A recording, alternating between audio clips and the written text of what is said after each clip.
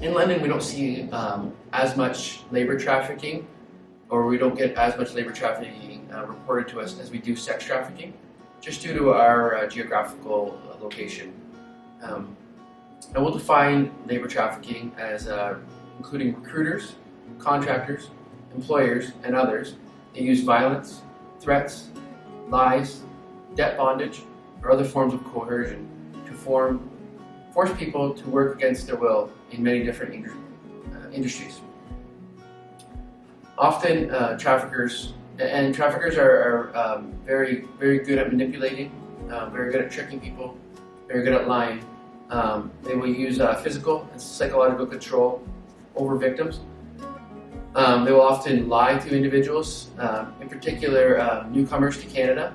They will lie to them saying, if you're not doing this, I'm going to report you to the immigration officials, or I'm going to report you to the police. They will hide their documents.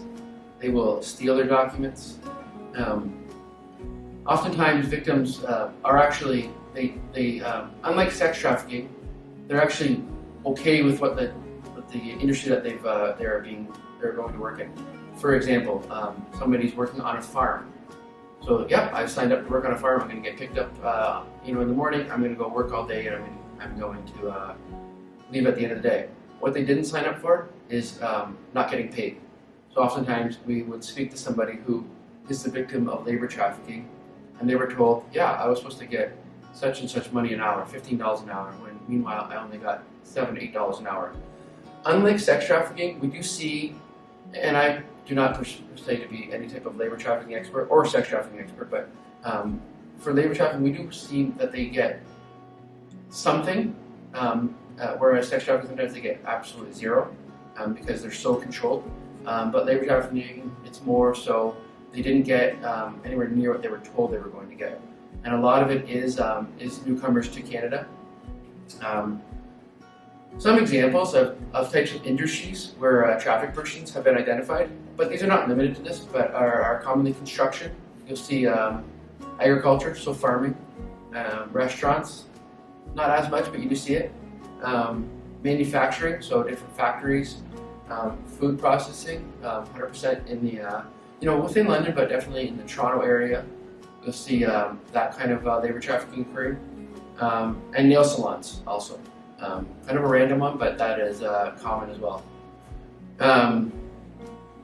Often trafficked persons are exploited in illegal businesses are forced to transport drugs for the traffickers.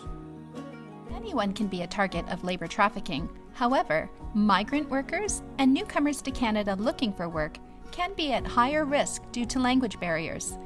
People with precarious immigration status, example, lack of permanent residence, restrictive work permit, limited or no access to social benefits, or working in remote areas without access to information about their legal rights, can find it even more difficult to find support. Industries generally connected with laboring trafficking include, but are not limited to, construction, agriculture, manufacturing, hospitality, food processing, and restaurants. Labor traffickers can pressure victims to work by force or through threats, including mental and emotional abuse and manipulation. Possible signs of labor trafficking. Have a job offer that seems too good to be true. Have an employer who makes threats of deportation or threaten to report their immigration status to police. Have an employer that withholds personal identification. Feel their life or those they love could be in danger if they don't work long hours and/or accept a lower wage. Have to relocate with few details and no payment up front. Live and/or work in unhealthy, unsafe conditions.